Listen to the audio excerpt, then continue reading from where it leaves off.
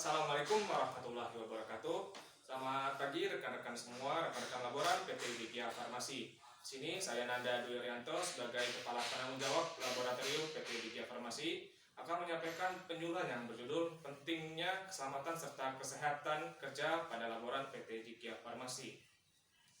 Kesehatan dan keselamatan kerja merupakan segala upaya untuk menjamin keselamatan dan kesehatan pekerja laboran yang bekerja di laboratorium PT Dikia Farmasi dari segala risiko-risiko yang ada di laboratorium. Keselamatan dan kesehatan kerja laboratorium sangat penting untuk dipahami mengingat banyaknya alat yang akan digunakan serta bahan-bahan yang memiliki sifat serta karakteristik yang sangat beragam yang akan digunakan pada pabrik industri obat PT Dikia Farmasi. Patut rekan-rekan ketahui semua, unit kesehatan dan keselamatan kerja pada PT Dikia Farmasi itu ada 4. Yang pertama, patuhi tata tertib di laboratorium. Yang kedua, patuhi protokol pembuangan limbah pekerjaan. Ketiga, pahami simbol keselamatan kerja. Yang keempat, tanggap dalam penanganan kecelakaan. Yang pertama yang saya jelaskan di sini kepada rekan-rekan semua adalah tata tertib di laboratorium. Laboratorium PT Dikia Farmasi memiliki beberapa tata tertib yang dimana berfungsi untuk menjamin kelangsungan proses produksi obat yang akan dilakukan di laboratorium PT Dikia Farmasi. Aturan-aturan umum yang patut Anda ketahui semua antara lain adalah yang pertama, Anda semua harus mengenali semua jenis peralatan keselamatan kerja dan letaknya untuk memudahkan pertolongan saat terjadi kecelakaan kerja. Yang kedua, rekan-rekan semua harus memakai jas lab pada saat proses produksi di laboratorium PT Dikia Farmasi. Yang ketiga, usahakan untuk tidak bekerja sendirian pada laboratorium supaya bila terjadi kecelakaan dapat dibantu dengan segera. Yang keempat, jika terjadi kerusakan atau kecelakaan, sebaiknya segera melaporkan ke petugas laboratorium. Yang kelima, lakukan latihan keselamatan kerja secara periodik. Yang keenam, dilarang merokok, makan, dan minum di laboratorium. Lalu unit kesehatan dan keselamatan kerja yang kedua adalah patuhi protokol pembuangan limbah.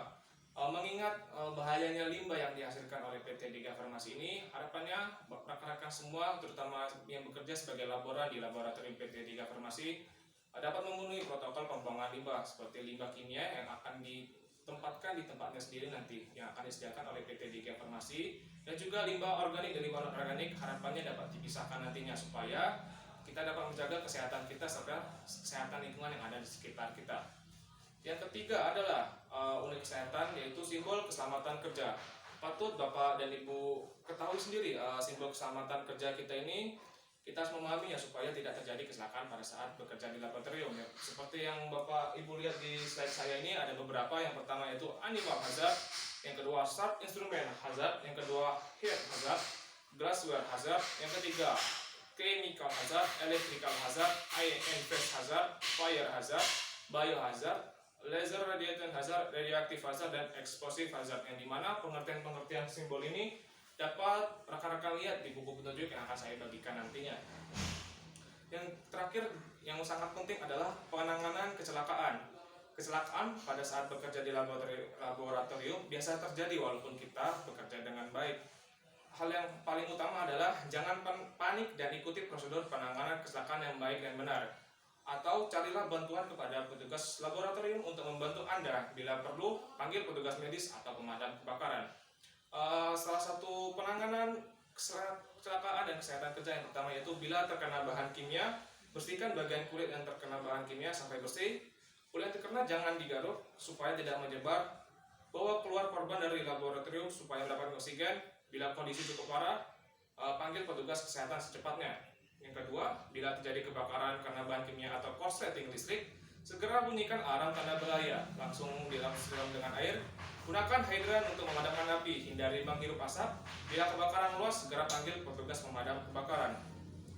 Mungkin itu saja penyuluhan dari saya mengenai pentingnya keselamatan dan kesehatan kerja PT Dikia Farmasi. Harapannya rekan-rekan semua dapat bekerja dengan baik serta mengikuti protokol-protokol yang ada pada laboratorium PT Dikia Farmasi.